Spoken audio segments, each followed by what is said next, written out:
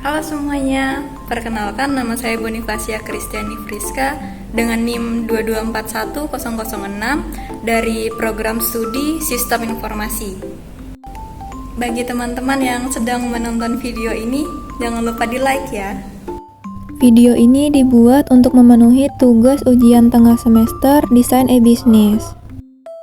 Definisi e-business menurut para ahli. Yang pertama, menurut Harrison dan Pujadi, e-business merupakan kegiatan berbisnis di internet yang tidak hanya mencakup pembelian, penjualan dan jasa, tetapi juga pelayanan pelanggan dan kerjasama dengan rekan bisnis.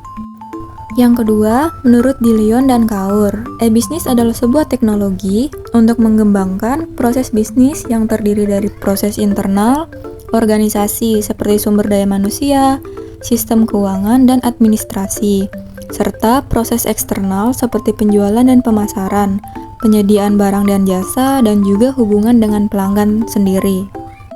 Yang ketiga itu menurut Hartono, e-bisnis adalah istilah yang digunakan untuk menggambarkan bisnis yang dijalankan pada internet atau penggunaan teknologi internet untuk meningkatkan produktivitas dan keuntungan dari suatu bisnis. Yang keempat dari Daniel Amor, e-bisnis adalah penggunaan internet dan teknologi digital lainnya untuk komunikasi, koordinasi, dan manajemen organisasi yang menghubungkan sistem teknologi informasi tradisional dengan internet yang akan menjadi sebuah e-bisnis.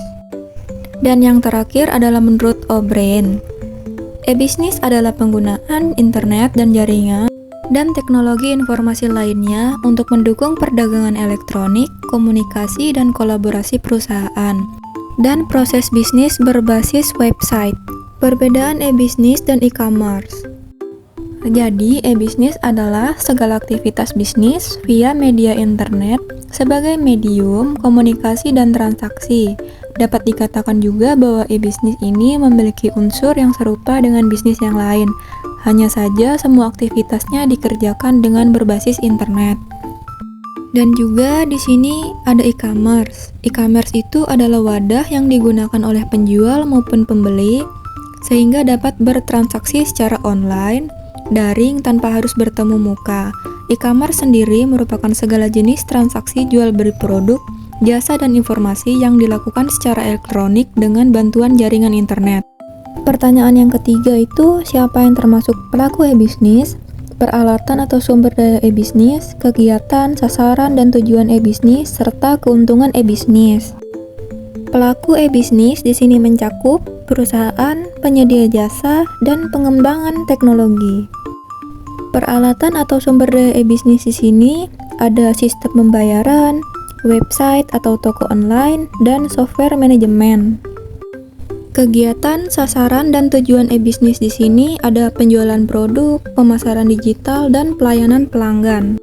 Sasaran dan tujuan e-bisnis ini termasuk untuk meningkatkan penjualan, efisiensi operasional, dan meningkatkan kepuasan pelanggan.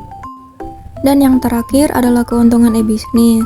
Yang pertama itu mencakup biaya operasional, yang kedua kemudahan dalam analisis data, dan yang ketiga adalah fleksibilitas. Pendapat saya tentang definisi e-bisnis dan e-commerce. Yang pertama adalah e-bisnis itu merupakan semua aktivitas bisnis yang dilakukan secara online termasuk manajemen, pemasaran, dan layanan pelanggan. Intinya e-bisnis itu mencakup seluruh proses yang mendukung operasional bisnis di dunia digital.